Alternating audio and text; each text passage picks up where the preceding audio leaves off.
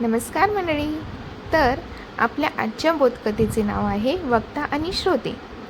एक विद्वान वक्ता एका अतिशय महत्त्वाच्या विषयावर तळमळीने भाषण देत होता. मात्र श्रोत्यांची चुळबुळ सुरू होती. काही जण इकडे बघ तर काही जण रस्त्यावर खेळणाऱ्या लहान मुलांकडे बघत होते. तेव्हा श्रोत्याचे आपल्या व्याख्यानाकडे अवधान खेचून आणण्यासाठी वक्त्याने एक गोष्ट सांगायला सुरुवात केली. कथेची सुरुवात होताच जादूची कांडी फिरल्याप्रमाणे सर्व श्रोते अतिशय सावधपणे गोष्ट ऐकू लागली.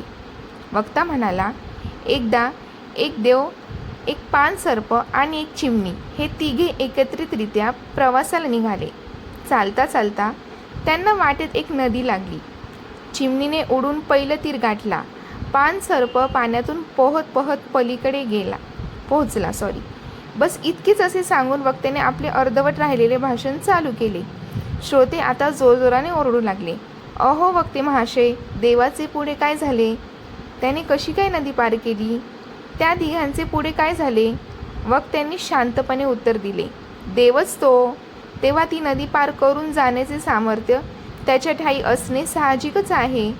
तो पाण्यावरूनही चालत गेला असेल किंवा पाण्याला बाजून सारून गेला असेल, पण तो अलीकडच्याच तीरावर थांबला. श्रोत्यांनी मोठ्या उत्कंठेने विचारले की देवाने असे अलीकडेच थांबण्याचे कारण काय?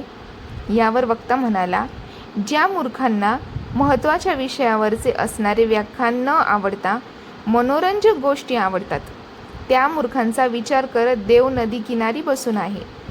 जर तुम्ही या महत्त्वाच्या विषयाबद्दल माझे विचार ऐकून त्यावर काही उपाय केले व आपल्या राज्याला वाचविले तर देव निश्चित पलीकडच्या तीरावर निघून जाईल.